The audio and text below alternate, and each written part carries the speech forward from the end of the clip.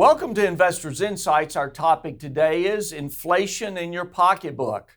Our clients are asking us about the cost of living and are we going to see prices go up and the impact we have on the market. I've just finished an incredible meeting with Trey Booth and Adam Van Zant. Trey's going to address consumer spending and inflation, and Adam's going to talk about this market that continues to move up. So on that, I tell you what, Trey, I'm going to go first to you because I really enjoyed your data this morning.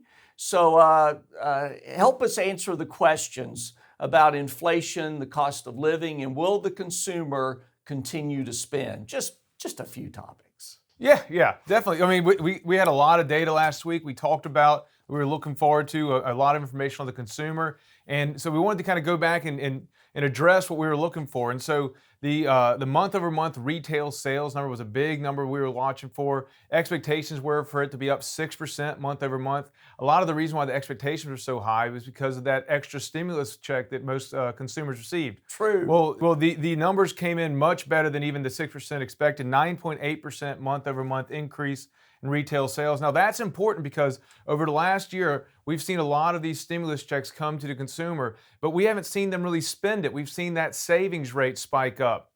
So it's really good to see that check not only was received, but also spent and put back into the economy. And so the consumer still has over $1 trillion in excess savings on hand, but it's good to see the consumer coming back and spending those checks. So a 9.8% number blowing past expectations. So the next question is, with all this money floating out there, won't that drive inflation? So we wanted to see where the consumer price index was. And so the CPI came in higher than expected, but still muted on an overall standpoint. The year-over-year consumer price index was up 2.6%.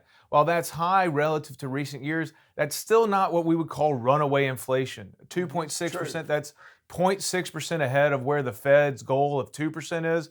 Not really that far out in left field. Where we're seeing inflation is in real muted and specific areas, real narrow areas where we're seeing inflation. We hear a lot of people talking about the price of housing going up, and some of that's driven by the price of lumber. We have seen a huge spike in the price of lumber. You'll see the recent price of per 1,000 board foot is at $1,036.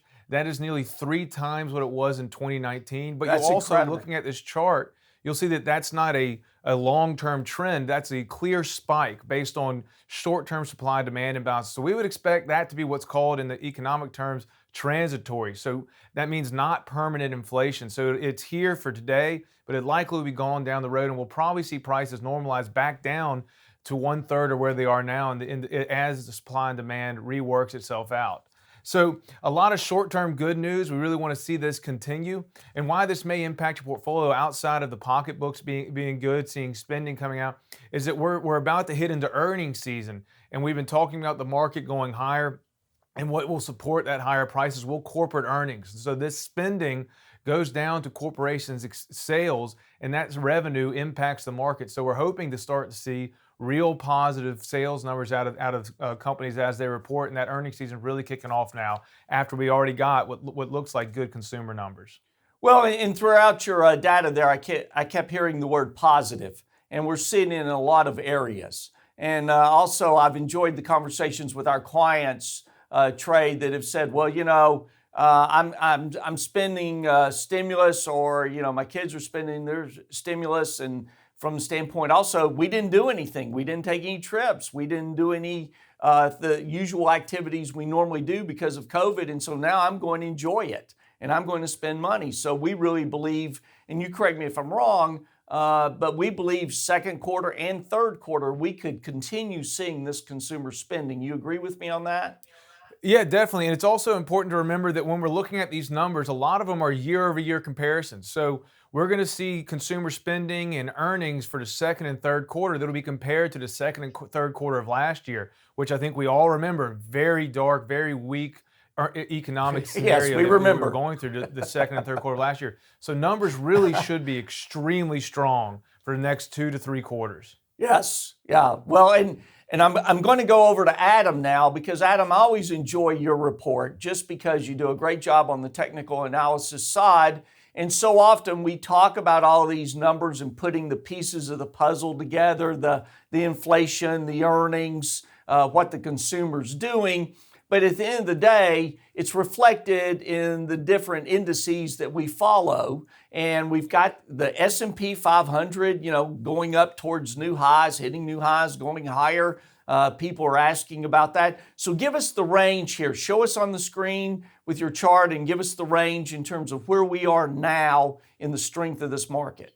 Yeah, I appreciate it, Greg. And as you heard, Trey brought a lot of good fundamental analysis from a short-term to long-term approach. Now I want to talk about technicals. So Friday's S&P close came in at 4,185.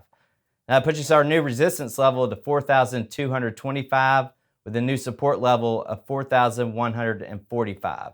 Typically, we talk about, the 50-day to 100-day moving average from a short-term to intermediate term, perspective. Today, I want to talk about a longer term. So the 200-day moving average has now crossed over 3,600. This is very important because we're looking back towards the COVID environment. And another reason that's important as well is 94% of stocks are trading above their 200-day moving average. So are we going to continue to see the bulls kind of push forward? Or are we going to see these bears start to crawl their way back? That goes back to Trey's point on earnings season coming up for the second and third quarter.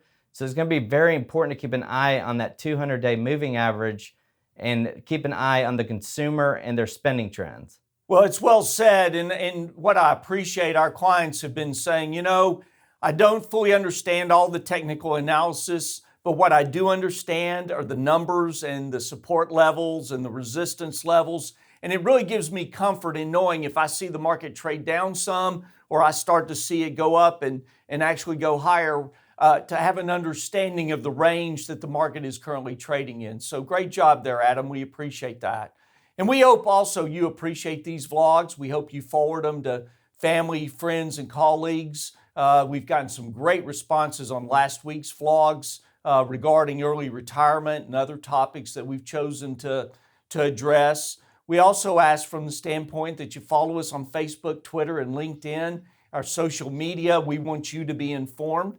And we hope that you go on and have a great week, knowing we've got a lot of positive news as we start out the second quarter of 2021.